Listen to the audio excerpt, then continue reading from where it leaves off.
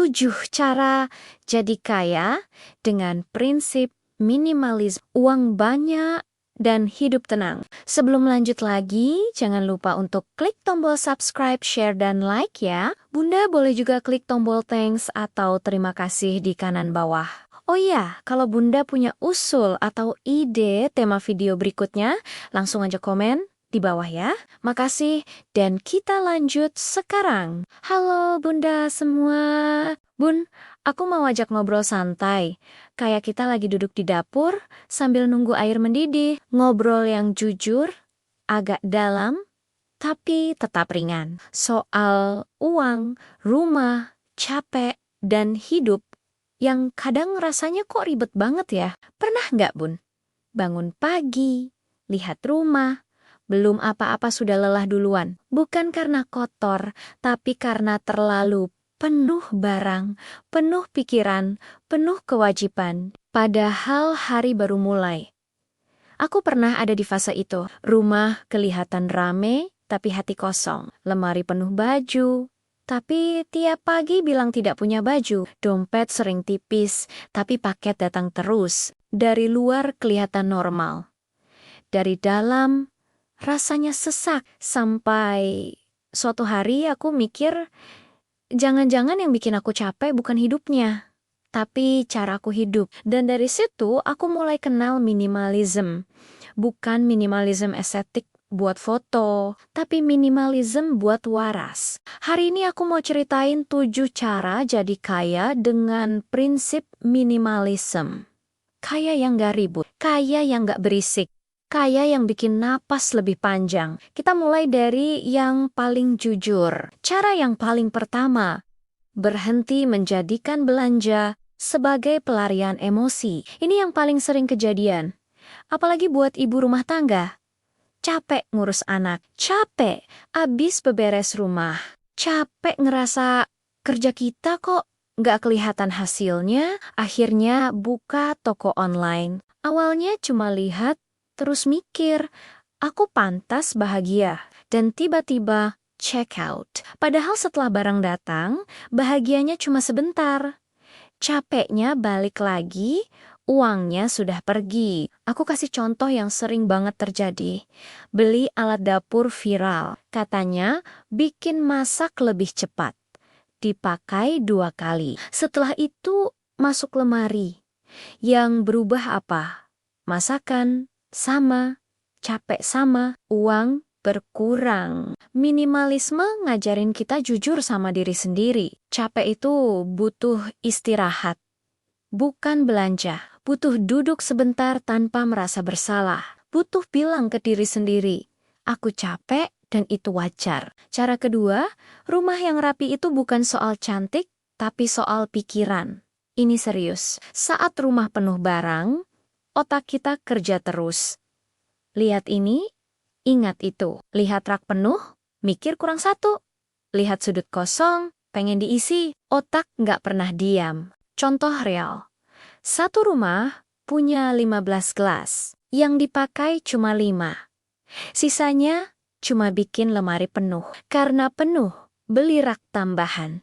Karena rak tambahan, keluar uang lagi, padahal solusinya bukan nambah, tapi mengurangi. Rumah yang lebih kosong bikin mata istirahat. Saat mata istirahat, pikiran ikut tenang. Saat pikiran tenang, kita nggak gampang ambil keputusan sembrono soal uang.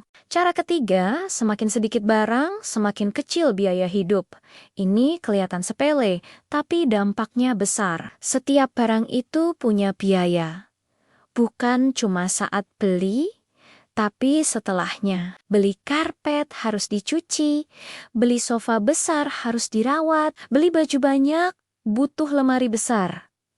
Barang itu kayak anak tambahan, harus dan wajib diurus dengan baik. Aku kenal ibu yang koleksi tas. Setiap ada model baru, tergoda, akhirnya punya banyak. Tapi bingung pakai yang mana. Dan tetap merasa kurang. Bandingkan dengan ibu yang punya 2 tas. Dipakai bergantian, rusak satu, baru ganti. Lebih hemat. Perasaan juga lebih puas. Cara yang keempat, Berhenti membeli demi gengsi. Ini berat, tapi menyelamatkan. Kadang kita beli bukan karena butuh, tapi karena takut kelihatan ketinggalan.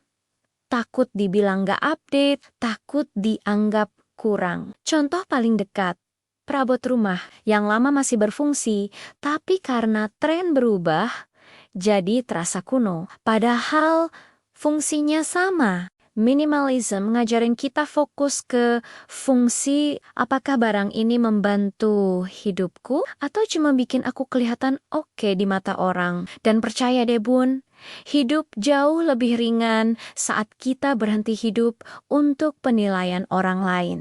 Cara kelima, waktu itu kekayaan yang sering kita buang, dan barang adalah pencurinya. Semakin banyak barang, semakin banyak waktu yang habis buat beres-beres, nyapu muter, lap muter, beberes enggak selesai. Saat barang dikurangi, rumah cepat rapi. Waktu jadi lebih longgar. Waktu itu bisa dipakai buat banyak hal. Belajar hal baru, istirahat beneran, atau mikir pelan-pelan soal masa depan. Banyak orang bisa menambah penghasilan bukan karena mereka super pintar, tapi karena mereka punya waktu buat mikir. Cara keenam, minimalism bikin kita lebih kebal dari iri. Ini penting di zaman media sosial. Setiap hari kita disuguhi hidup orang lain.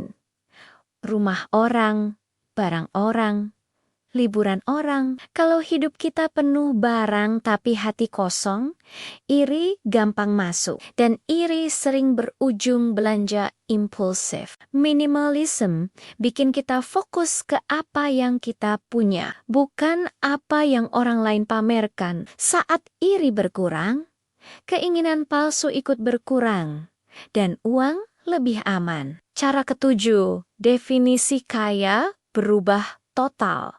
Ini inti dari semuanya. Kaya bukan soal kelihatan mewah, tapi soal merasa cukup. Cukup saat anak butuh, cukup saat ada kejadian tak terduga, cukup saat tidur tanpa dihantui tagihan. Saat definisi kaya berubah, prioritas ikut berubah.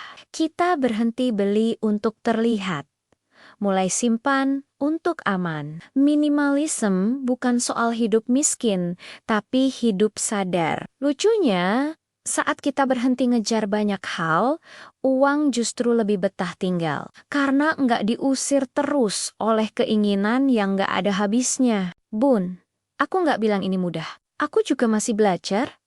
Masih kadang tergoda diskon, masih kadang capek, dan pengen pelarian. Tapi sekarang aku lebih sadar dan hidup rasanya lebih ringan. Kalau obrolan ini terasa dekat, berarti kita nggak sendirian. Pelan-pelan saja, nggak perlu ekstrem. Mulai dari satu sudut rumah, satu kebiasaan kecil, satu keputusan sadar. Karena kaya yang paling enak itu bukan yang dipamerkan, tapi yang dirasakan diam-diam setiap hari. Terima kasih sudah nemenin obrolan panjang ini. Semoga kita semua bisa punya uang yang cukup dan hidup yang lebih tenang. Terima kasih sudah menemani sampai akhir. Sampai ketemu lagi di episode berikutnya. Salam semangat, Bunda semua!